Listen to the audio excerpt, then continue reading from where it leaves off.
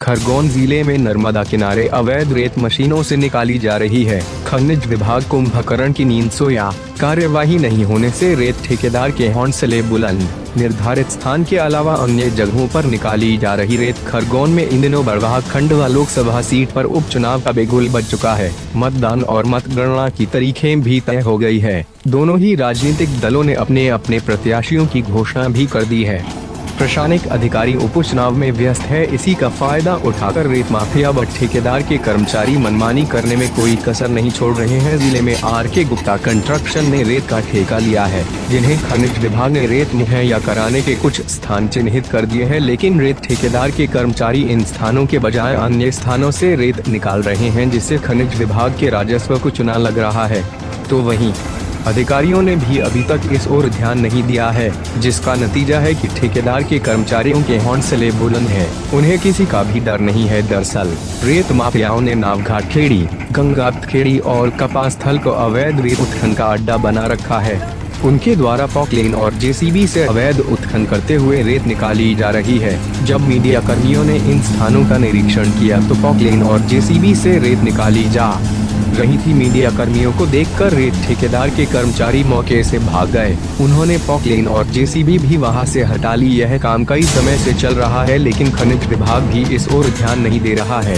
यहां पर टोकन का खेल भी फर्जी। भी रेत ठेकेदार के कर्मचारी ट्रैक्टर चालकों को रेत निकालने के बाद टोकन दे रहे हैं, जबकि इस टोकन को पहले ही खनिज अधिकारी सहित एसडीएम फर्जी साबित कर चुके हैं, लेकिन अभी तक इस पर रोक नहीं लगाई गई है। अगर खनिज विभाग की दबिश के दौरान कोई ट्रैक्टर पकड़ाता है और वे अधिकारियों को टोकन दिखाता है तो इससे कोई फायदा नहीं होगा, क्योंकि अधिकारियों द्वारा फर्जी घोषित इस टोकन का खेल केवल रेत ठेकेदार के कर्मचारियों तक ही सीमित है। ऐसे में ट्रैक्टर पर कार्यवाही तो होगी, साथ ही जुर्माना भी लगेगा। मशीन से निकल रही है रेत, मजदूरों को भी कोई काम नहीं। भले ही खनिज विभाग ने रेत निकालने के लिए स्थानों का चयन किया हो, लेकिन ठेकेदार इन नियमों को कितना मान रहे हैं, इसका अंदाजा तो मौके पर जाकर ही पता चलेगा।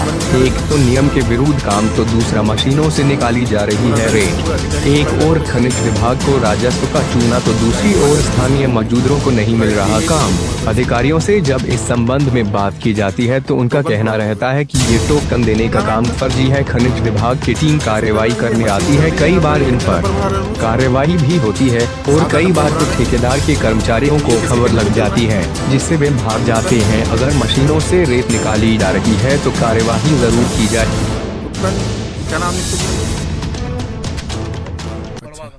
बड़वा के हैं? तो ये अभी मशीन आप वापस बाहर क्यों ले आए? पानी चढ़ रहा है ना। अच्छा, पानी चढ़ रहा है, ठीक है भैया। कितनी बजे चालू हो जाती है? सुबह 8, 9, 9:30, 10 बजे तक चालू हो जाती है। और कब तक चलती है? रात में नहीं, सुबह 6 बजे तक, शाम की 6 बजे तक। शाम की 6 बजे तक। और इस बीच में अगर कोई अधिकारी आ जाए तो फिर खड़ी कर देते। खड़ी कर देते हैं। इनका हमने बोला होता है या तो फोकट अवैध मत चली रही, हमारी कोई सुनती ही नहीं। आपको काम के लिए काम आपको नहीं देते हैं? नहीं, हमको कहीं भी नहीं काम देता। तो सरकारी एक नियम है कि मशीन से खोद नहीं सकते, उसके बावजूद भी खुदाई कर रहे हैं। हाँ, तो भी खोदा करी रही। तो आप लोगों ने बोला नहीं इनको? 4 बार का बोल दिया जामना।